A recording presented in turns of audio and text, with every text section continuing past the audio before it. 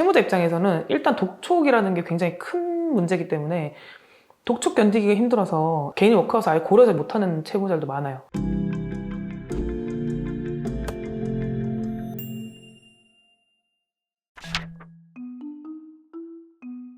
개인 회생이랑 네.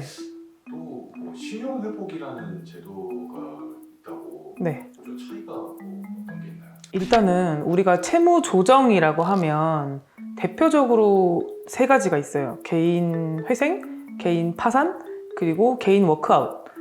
거기서 개인 워크아웃이 신용회복위원회에서 주관을 해서 하는 프로그램인데, 물론 이제 신용회복위원회 안에서도 뭐 프리워크아웃도 있고 뭐 여러 가지 이제 부대적인 절차들이 있는데, 대표적으로는 개인 워크아웃이랑 개인 회생을 많이 이렇게 저울질하고 고려하시는 것 같아요.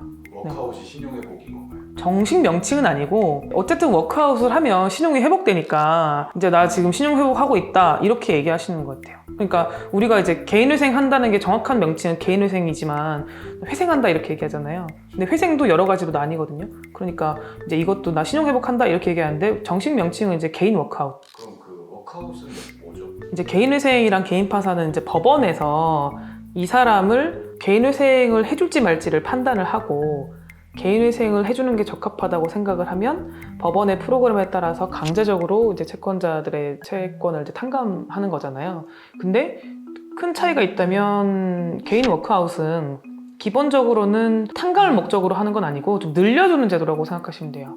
갚기는 갚는데 당장 갚기는 어렵잖아요. 그러니까 좀 더 길게 내게 해주는 거지. 그러니까 우리가 왜 연체가 되면 원래 은행에서는 바로 상환의 압박이 들어오잖아요. 원래는 뭐 예를 들어서 3년 상환인데 이거를 연체가 되는 순간 당장 이번 달에 전액 상환 이런 식으로 되면은 채무자 입장에서 갚기가 어렵잖아요. 그래서 이런 경우에 개인 워크아웃 신청을 하게 되면 6년, 7년, 8년, 뭐 길게는 10년까지 이렇게 늘려주는 거예요. 대신 원칙적으로는 원리금 전액 변제를 원칙으로 하기 때문에 비교하자면은 개인회생이 내가 버는 소득에서 일정 금액을 제외한 나머지를 다 내는 거고, 개인 워크아웃은 내가 얼마를 버는지 상관없이 가지고 있는 채무의 원리금 전액을 내는 거를 좀 전제로 한다. 거기서 일부 뭐 이자를 탕감해 준다든지 아니면은 채무 원금 뭐 5%, 뭐 10% 이 정도 탕감해 준다든지 이런 식으로 각 조건에 따라서 좀 차이가 있는데, 기본적으로 큰 틀에서 보자면 탕감을 목적으로 하기에는 워크아웃은 좀 적합하진 않아요. 그럼 그냥 단순히 얘기를 들었을 때는 늘려주는 것보다는 탕감해주는 게 훨씬 좋은 거 아닐까요? 그래서 상담을 진행한 80% 이상은 개인 회생이 훨씬 적합해요.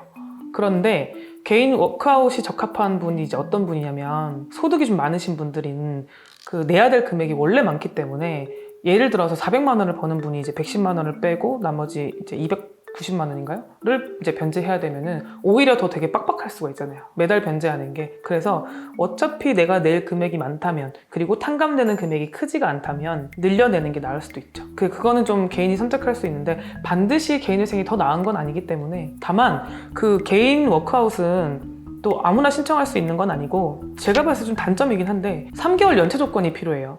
그러니까 연체한 지 3개월이 돼야 되는 거예요. 개인 회생은 내가 다음 달 갚기가 힘들어질 것 같은데? 라고 하면 연체가 없는 상태에서 신청할 수가 있어요. 근데 개인 워크아웃은 90일을 채워야 되기 때문에 90일이 굉장히 힘들죠. 그러니까 비자발적으로 연체가 돼가지고 90일이 넘었네? 또는 뭐 장기 연체자들은 뭐 몇 년씩 되니까 상관이 없는데, 이제 막 연체가 시작되고 개인회생이랑 워크아웃을 비교하는 분들 입장에서는 워크아웃 선택하는 게 하나의 허들이 되는 거예요. 그 연체 조건이라는 게. 그리고 또 하나의 차이가 있으면, 개인회생은 기본적으로는 모든 채무가 다 대상이 돼요.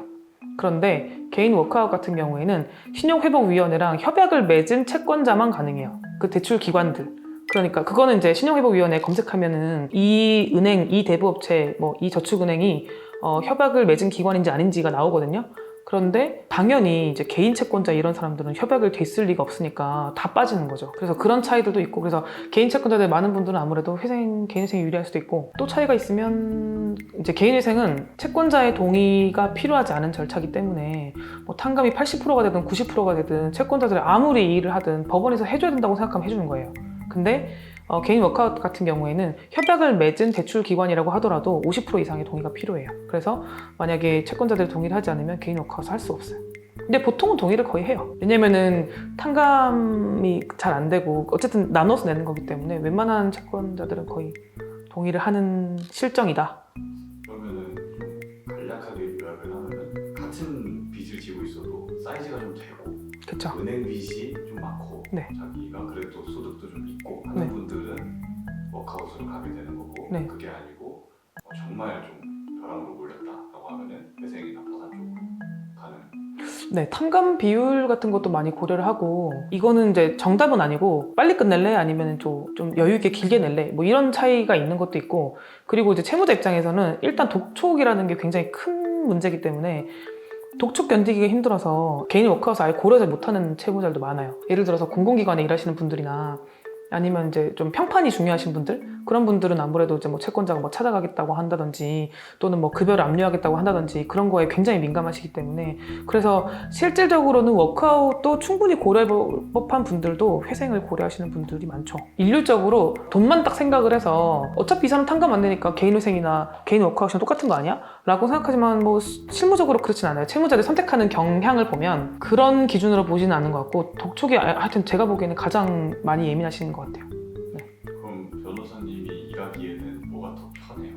아, 저는 개인 워크아웃을 할 수가 없죠. 왜냐면은 개인 워크아웃은 신용회복위원회에서 하는 거잖아요. 그래서 채무자가 신용회복위원회를 찾아가면 금방 결정이 나요.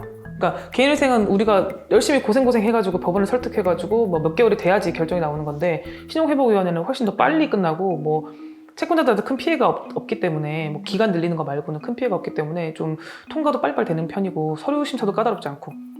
그러면은 신용회복 쪽은 수임하실 만한 게 딱히 없는 거예요? 아, 예, 그런 개념이 아니에요. 신용회복위원회는 저희랑 상관이 없는 그러니까 채무 조정 절차 중에 하나에 불과한 거지 그걸 저희가 할 수는 없고 그걸 저희가 수임한다고 해도 대리해서 할 일이 별로 없어요. 네. 근데 그래도 만약에 제가 상담을 해보고 아 이분은 신용회복위원회가 더 적합하다? 그러면 그쪽으로 안내를 드려요. 왜냐면 어차피 굉장히 많은 금액을 내시는 분들은 개인회생을 하다가 중간에 엎어지는 경우도 있거든요. 그래서 그럴 바에는 자기 성향에 맞춰서 할 수 있는 상품을 하는 게 맞죠. 여기서 300만 원 내면 빨리 끝날 수는 있는데 도저히 그럴 자신이 없다. 그러면은 이제 워크아웃으로 가는 게 맞잖아요. 왜냐면은 길게 낼 수 있으니까.